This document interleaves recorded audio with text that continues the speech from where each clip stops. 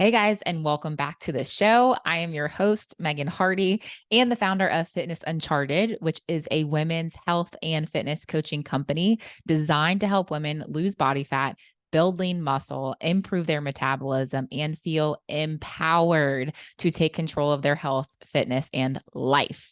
And in this episode today, we're going to talk about the holidays. We're going to talk about football season, spooky season, sweater weather, Christmas time, all the food, all the food holidays, because 'tis the season, you guys. This I feel like is the season of food, especially just in America. Like we have football, we have Thanksgiving, we have all of the parties and events and holiday work parties and just family stuff, all the things food. I feel like a lot of it circles around food. And this can be a really hard time of year to stay on top of your health and fitness goals because of all the food and festivities. And a lot of times we hear tips like, drink a lot of water before your meal. Just fill up on water, which isn't really the best advice because your food isn't absorbed as well if you're chugging water right before your meal. But I also find it just doesn't work that well. Like that advice, like at least for me, it hasn't really worked that great in the past.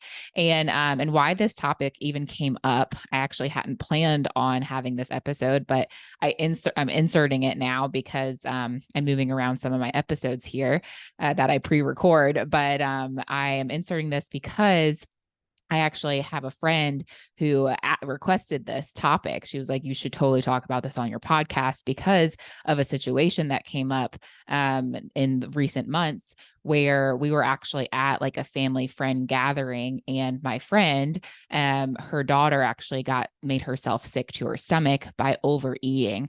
And we were talking about how this can really be a problem, especially at family gatherings or events. And she was talking about how, for her daughter, she has kind of been her check as far as her hunger. Like she has to kind of check her daughter, like, hey, are you sure you want more of that? Like, let's listen to your body. Like her daughter has a tendency to eat really fast and doesn't notice her own hunger, or fullness cues.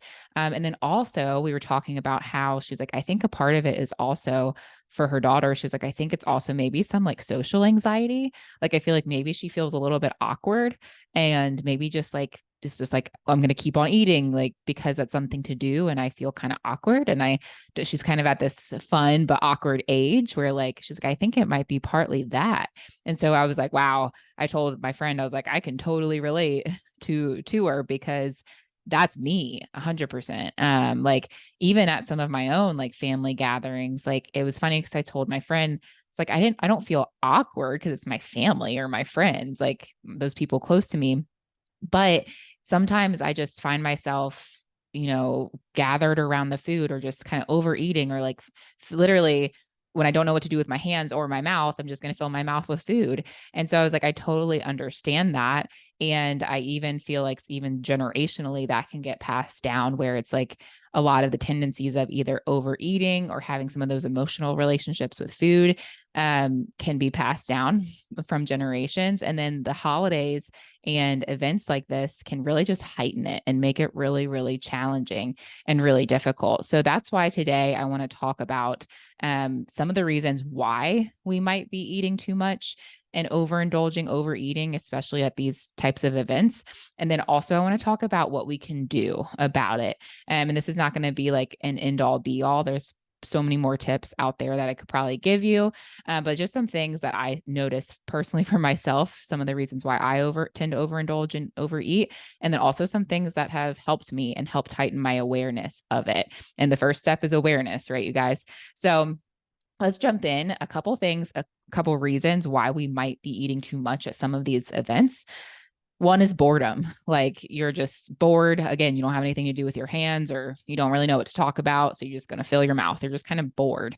Or grazing or snacking all day.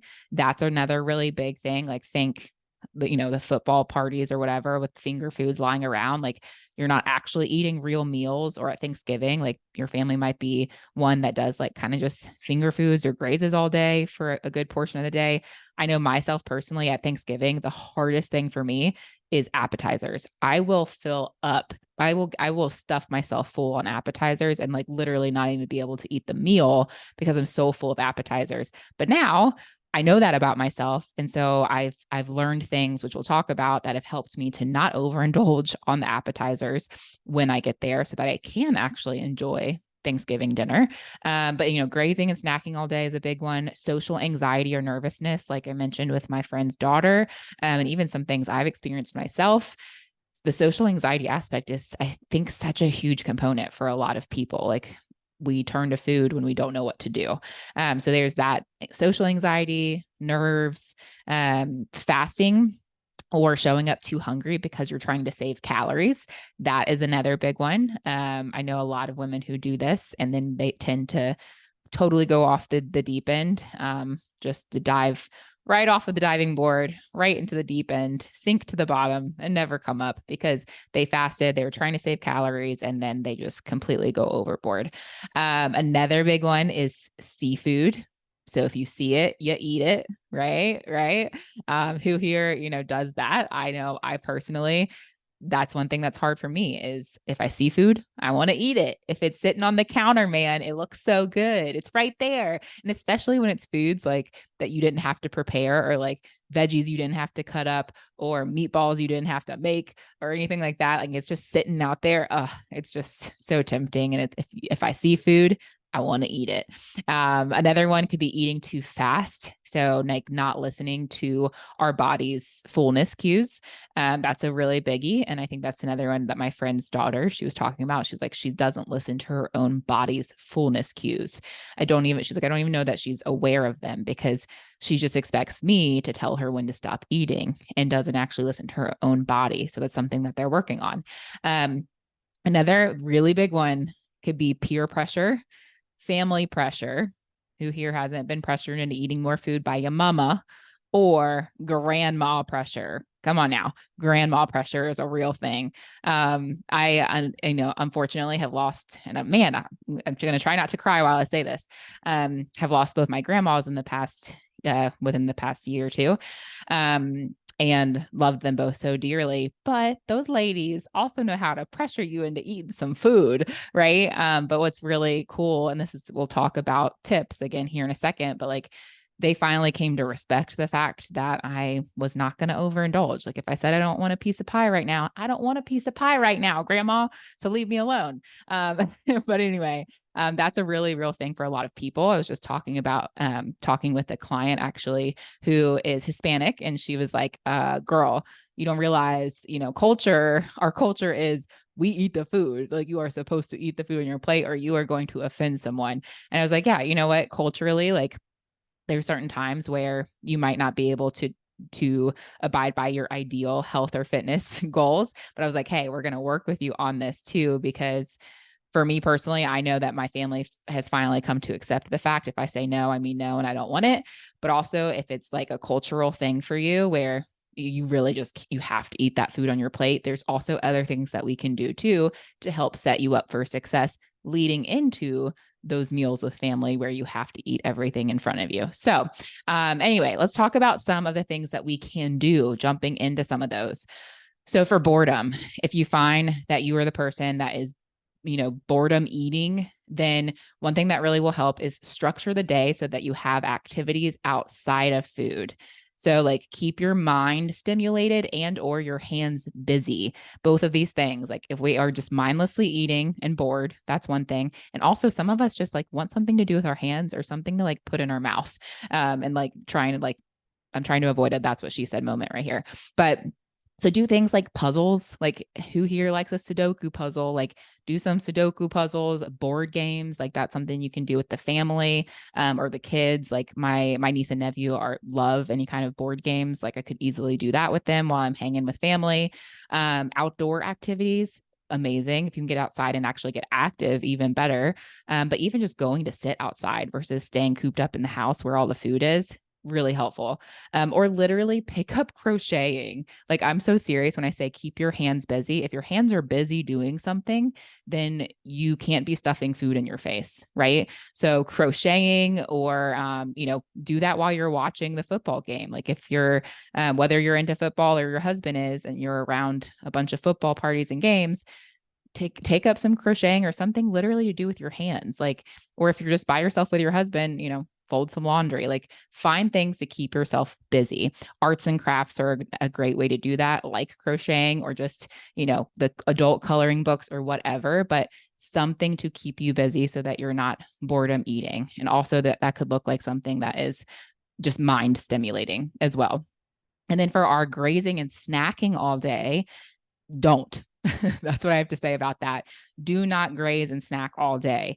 This is where my main pitfalls came in with appetizers. Like, I would graze on appetizers until I was stuffed, and then I wouldn't actually even have room for the main meals. So have structured meals. So what you need to try to do is fix a balanced plate and then be done. And guys, we've talked about a balanced plate, what that looks like before.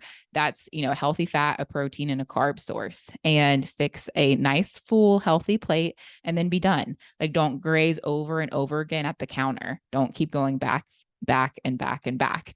Start with a really solid, high protein breakfast. This is pivotal and huge.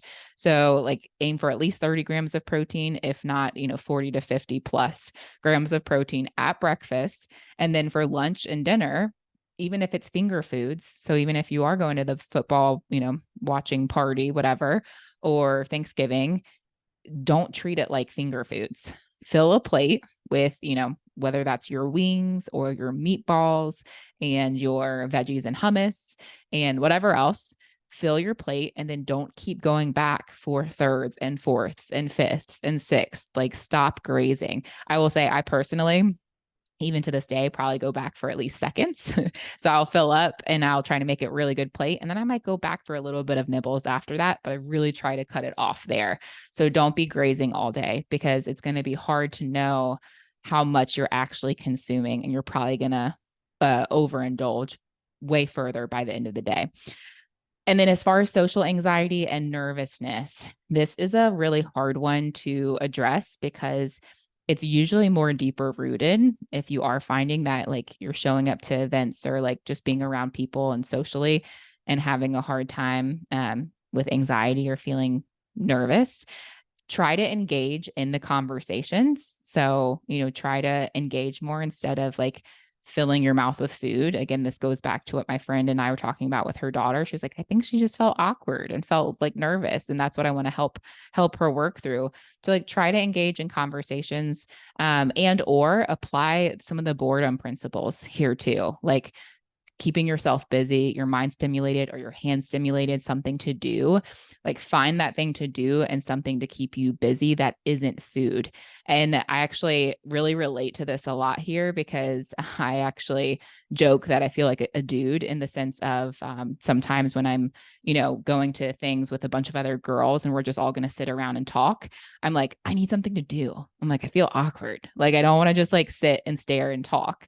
Like, I'm like, I'm like a dude. Like, I'd rather be like playing some, I don't know, ping pong or bowling. I can't think of anything right now, but like, I'd rather do something with you guys, or even just go for a walk together, versus just like sit and stare and talk. And I'm like, maybe I'm weird for that, or just, call me a dude or whatever. Cause like, I feel like guys always are, guys are doing things when they're talking. They're not just sitting around talking usually. But for if you are that person who's feeling awkward or introverted or nervous, find something to do instead of just like sitting around food and talking. And like, you can be the person that actually starts it or instigates it, right? Like, you could be the one to bring a deck of cards and play your favorite card game. Like, I love golf. If you've ever played that, it's super fun and very easy card game. But like, you could be the one to be like, hey, who wants to play a round of, Dutch Bliss or whatever the Dutch Blitz. That's what it is. You can start those things and find creative ways to do something where you don't have to just be sitting around in what you feel is awkward conversation, right? Next is saving calories. So Do not do that either. Don't try to save your calories for the end of the day or for the event. Do not try to save those calories up where you're eating less or fasting. Yes, you can eat more healthfully and have smaller portions. That can be helpful so that you do leave yourself a little bit more of an allotment of food and calories for whatever the event is. So, like thinking of your food and calories as a budget, right? Like, yes, you don't want to overspend all day long and then you have a small budget of calories for your event, but you also don't want to go all day long without eating, because you're definitely going to end up overindulging when you get to the event. The likelihood of you overeating or binging is way higher. So leading up to the event, what you want to do instead is prioritize lean protein sources and fruits and veggies, particularly veggies. So that could be, that could literally be like an omelet with whatever your favorite veggies are in it. So like an egg white omelet, add some cheese if you want, some veggies, have an apple or a banana with that. Like that would be a great, very satisfying, satiating meal. And that's going to help prepare you for not being so hungry when you show up to the party or event. And again, starting with that high protein breakfast is seriously a lifesaver, you guys, and will keep you from overindulging later. So start with that high protein breakfast. Don't try to go all day without eating in an attempt to save all of your calories for the event. But you can be conscientious and aware of, trying to eat cleaner, healthier, a little lower calorie foods, but do make sure you're still staying high protein and getting some of those like complex carbs, those high fiber carbs like fruits and veggies in. Next tip is if you're the person who struggles with seafood. So you seafood and you eat food, right? SEE food. If you see that food, if it's your house and you have any control over the food, then put it away between meals. So don't let it stay out for just grazing purposes. Like if you can actually have set meals and then put it away, do that. That's really helpful. I know most of us probably don't have that option because we're either at someone else's house or we're hosting and we don't want to put all the food away on people. So if you're at someone else's house, just try to remove yourself from the food, like literally turn your back on it. Like standing around the kitchen counter is probably one of the worst things that you can do. Instead, just go sit in the living room, or better yet, join another activity. Like again, fill up your plate and then move away from the food. So don't be that grazer, like move away from the food. If you have a hard time not eating the food when it's sitting there on the counter when you see it, literally remove yourself from the situation and turn your back on it. I can even share like at my sister's house, the way her house is set up, it's like open concept, everyone loves open concept. So it's, her kitchen goes right into her living room. And so the counter is between the kitchen and the living room. And when she has food out and we have, food sitting there, my tendency is to just hover around the kitchen counter and to, maybe sit at a stool at the kitchen counter. And I'm like, nope, even if I just go walk 5 feet over into the living room and turn my back on it and either watch the TV or sit down on the couch to talk to people or whatever, even that helps when I am the person who sees food and wants to eat it. If I can just literally turn my back on it, even that will help. And the next tip is eating too fast. So not listening to your body's fullness cues. This is 100% me as well. This is also my friend's daughter. And I personally don't suggest like chugging water right before a meal. That can be effective in keeping you from eating as much, but that's where like you may not absorb the nutrients as much from your food if you're filling your stomach first with a ton of water. But making sure that you stay plenty hydrated throughout the day can really help. So like making sure that you're drinking at least half your body weight in water throughout the day, plus 15 ounces, plus more if you're sweating or working out. But staying hydrated can really help. A lot of times I find that I'm hungry when I'm really just thirsty, but I wouldn't go chugging like a half a gallon of water right before your meal. Other tricks that can help as far as really feeling your being aware of your body's fullness cues is focusing on taking at least 10 chews per one bite of food. This is very hard for me to do. I am someone who could probably chew a bite of food. I mean, as long as it's not like steak or something, like I do actually have to like chew steak or whatever, pretty good. But if it's like a carby food or something, I could probably chew it in 2 bites and swallow and then already be thinking about my next bite of food. So this is something I have to be really intentional about. If I'm trying to take 10 chews per one bite of food, I almost feel like I'm like, oh my gosh, this is like soup in my mouth. Cause I'm like, how do people do this? But it forces you to slow down. And also just by chewing, you're going to be stimulating your stomach acid, your body to produce that stomach acid, which will help further break down your food. So you'll actually absorb that food better too. So it has dual purpose here. Chewing your food better is literally can help with gut issues or digestive issues, but also it can help slow you down. Some people will even suggest trying to chew 30 times for one bite of food. I have tried that and I literally was like, there's no way I can do this. So I would say at least start with 10 chews per one bite of food. Start there and that will help slow you down. Also, wait at least 10 minutes after your first plate of food before going back for seconds. This is really helpful for me. It's something I've tried to do more so now. And something that I suggested for my friend and her daughter is like, hey, instead of being like, Mom, can I get more food? Can I go back for more? I was like helping teach her how to listen to her body's hunger cues and fullness cues. So like tell her like, hey, like if you would like more, let's see how you feel. Give yourself 10 minutes. And in that amount of time, your body will start to feel more of the fullness. Because if you're someone who eats too fast, your body may not have even registered the food yet. So take 10 minutes before you go back for seconds. If you still want seconds, go ahead, girl. You do you because you're an adult. You can do that. But you'll give yourself that chance to actually digest the food and like send that fullness signal to your brain. Number 3 is load up on the protein, of course. I'm sure that surprises you that I said that, not. But load up on the protein and eat that first. It's actually really, really hard to overeat on protein without feeling miserably full. So like if you're at Thanksgiving or Christmas, whatever, like throw a big old pound of turkey on your plate, a big old hunk of chicken, whatever it is, and try to eat that first. And then also if you're going back for seconds, grab some more of whatever the protein is, whether you kind of want it or not.